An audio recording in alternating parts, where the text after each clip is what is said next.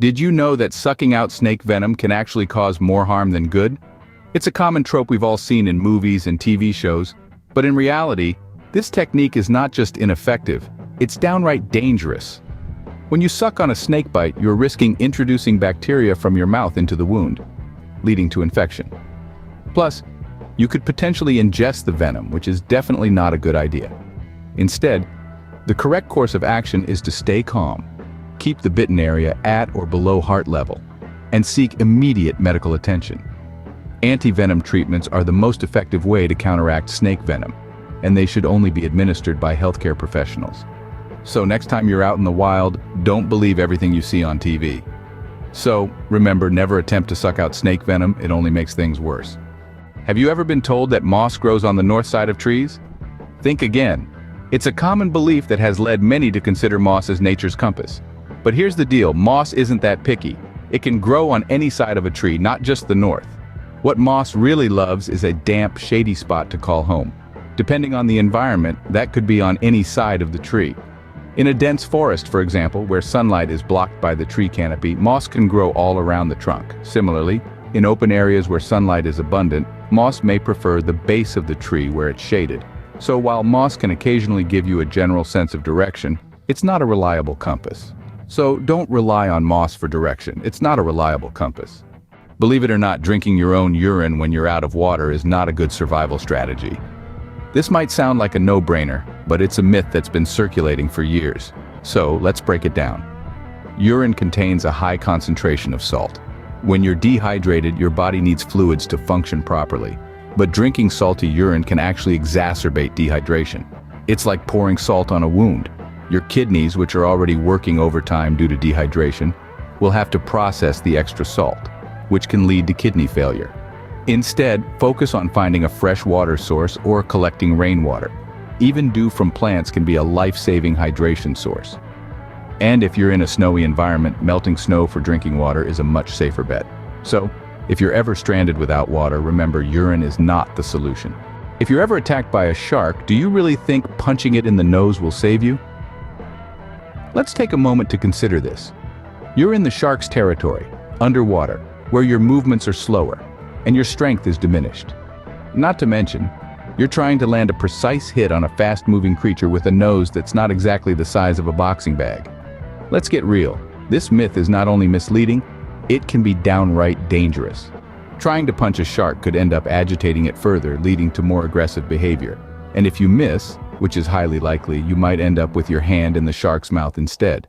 A better approach? Try maintaining eye contact and slowly back away. Sharks respect assertiveness, and remember, most sharks aren't out to get you, they're just curious. So, punching a shark in the nose? Not the best idea. Think eating raw meat is a good survival technique? Think again. While it's true that meat is a rich source of protein, the raw version comes with its own set of risks. The most prominent among these are diseases and parasites. Consuming raw meat can expose you to harmful bacteria like Salmonella and E. coli. There's also the risk of parasites like tapeworms. In a survival situation, the last thing you need is to fall sick from what you eat. Instead, try to find safe and nutritious alternatives. For instance, insects, while not the most appetizing option, are high in protein and relatively safe to eat raw. Plants can also provide essential nutrients, but be careful, not all plants are safe to eat. So, raw meat might seem like a good idea, but it's a risky move. Better to play it safe and opt for alternatives when you can, because in survival situations, every decision counts. Rubbing two sticks together to make fire might be harder than you think. Sure, it's a method as old as time itself, but it's also one that requires a lot of patience, preparation, and physical strength. You're not just rubbing two sticks together, you're creating enough friction to generate heat, and that's not easy. Plus, the wood must be bone dry. Any moisture, and you're out of luck. Contrary to popular belief, there are more practical ways to start a fire in a survival situation. Using a flint and steel, for instance, can yield a spark in seconds. Or perhaps you've got a magnifying glass on hand. The sun's rays can do the work for you. Even a simple lighter beats the sticks method in terms of speed and efficiency. So, rubbing two sticks together might work in the movies, but there are better ways to start a fire. Eating snow for hydration can actually lead to hypothermia. Now, this might be a bit surprising. After all, snow is just frozen water, right? Well, yes, but consuming it directly can lower your body temperature. And in a survival situation, That's the last thing you want. When you eat snow, your body has to expend energy to melt it and raise it to a temperature your body can safely use. This process can quickly lower your body's core temperature, leading to hypothermia, a dangerous condition that can be fatal if not treated promptly.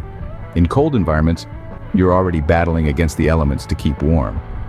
Adding the extra strain of warming snow inside your body can push you over the edge into a hypothermic state. Instead, it's much safer to melt the snow first, ideally over a fire, before consuming it. This way, you can hydrate without risking hypothermia. Remember, eating snow might seem like a good idea, but it can quickly lead to hypothermia. In a survival situation, finding food should not be your first priority.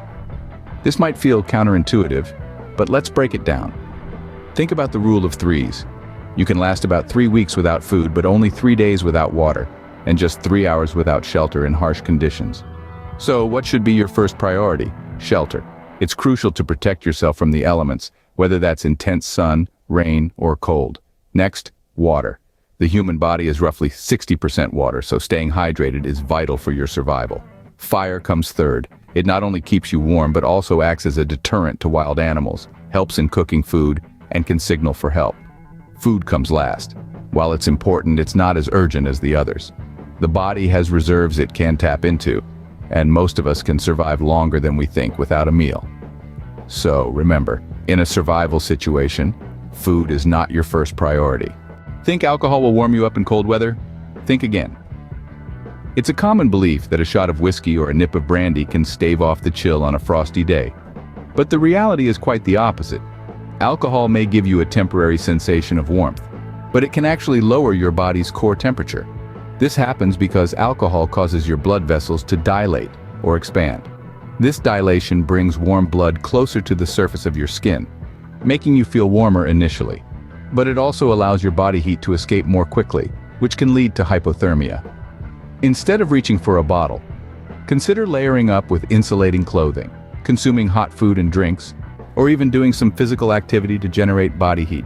Remember, in survival situations, it's crucial to make decisions based on facts, not myths. So, skip the booze if you're cold, it won't help. Following birds to find water might not lead you where you want to go. This is a popular survival myth that's been widely circulated, but is it actually reliable? Well, let's delve into it. Birds do need water, that's a fact. But unlike us humans, they have the ability to fly long distances, and their destinations aren't always water sources. For instance, some species of birds can fly hundreds of miles in a single day, and they may be heading towards a food source, a nesting site, or even just migrating. Their flight paths are influenced by various factors, and water is just one of them. Moreover, different bird species have different behaviors and habitats. Some birds prefer dry environments, while others might dwell near bodies of water. Therefore, simply following a bird in the hopes of finding water can be a gamble, and in a survival situation, it's a risky one. Remember, birds are not reliable water compasses. Is a lean-to really the best shelter option in a survival situation? Let's explore this. The lean-to shelter, a favorite of many survival enthusiasts, does have its merits. It's relatively easy to construct, and with the right materials can provide protection from wind and rain. But here's the rub. It has limitations. A lean-to is heavily dependent on the environment for its efficacy. It requires sturdy trees or rocks for support and ample debris for insulation. In a barren environment, constructing a lean-to could be next to impossible.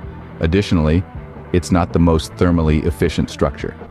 Its open design allows heat to escape, which can be a significant drawback in cold climates. Instead, consider a debris hut or a snow cave. These shelters provide better insulation and are more versatile, adaptable to various environments. So, in essence, while a lean-to might work in some situations, it's not always the best option. Swimming parallel to the shore in a rip current might not always save you. This is a popular advice given out when discussing rip current survival. But is it always the best move? Not necessarily. Rip currents aren't uniform. They can be narrow or over 100 yards wide. If you're in a narrow current, swimming parallel to the shore could work. But if you're in a wider one, you could end up swimming in the current much longer, exhausting yourself. Also, the direction of the rip current isn't always straight out to sea. It can flow at an angle. In this case, swimming parallel might actually keep you in the current. So what's a better approach? First, don't panic. Panic leads to exhaustion. Next, tread water and assess your situation. Determine the direction of the current and how wide it is. Then, swim perpendicular to the current until you're out of it. Remember, in a rip current, don't panic and assess your situation before deciding which way to swim. Think all plants are safe to eat? You might want to rethink that. The wilderness is a veritable cornucopia of flora, but not everything on the forest floor is good for your plate or your palate. Many plants contain harmful substances, toxins that can cause anything from a mild upset stomach to severe neurological effects, and in some cases, even death. Allergic reactions are another potential danger. Just as people can be allergic to certain foods, they can also be allergic to certain plants, triggering anything from a mild rash to a life-threatening anaphylactic shock. So how can you tell which plants are safe to eat? Well, it's not always easy, and it requires knowledge, patience, and a lot of caution. There are various methods like the universal edibility test, but they are not foolproof. The safest bet is to stick to plants you can positively identify as safe. So remember, not all plants are your friends. Be careful what you eat. Think you can outrun a bear? You might want to think again. It's a common belief that humans can outpace a bear, but in reality, this is far from the truth. Bears are incredibly fast creatures. An average adult can run at speeds up to 30 miles per hour. That's about twice as fast as the fastest human runner. Attempting to outrun a bear can actually provoke an attack, making this survival myth not only incorrect but potentially harmful. If you encounter a bear, it's essential to know the correct response. First, make yourself look as large as possible. Wave your hands, puff out your chest, and stand tall. Speak in a firm, calm voice and avoid direct eye contact, which can be seen as a challenge. Most importantly, never turn your back or try to run. Remember, if you encounter a bear, don't try to outrun it. Stand your ground. Well, there you have it. 14 survival myths busted. We've debunked everything from the misguided notion of sucking out snake venom to the dangerous advice of outrunning a bear. We've also revealed the truth behind several commonly held beliefs. For instance, moss doesn't necessarily grow on the north side of trees, and drinking your own urine for hydration is a big no-no. We exposed the fallacies behind punching a shark in the nose, eating raw meat for survival, and the idea that you should always swim parallel to the shore in a rip current. We've also emphasized the importance of knowledge over misconceptions when it comes to survival. So we encourage you to share your thoughts and any other myths you've encountered in the comments below. Remember, survival is about knowledge, not myths. Stay safe out there, and don't forget to like, comment, and subscribe. Until next time, this is your Survival Myth Buster, signing off.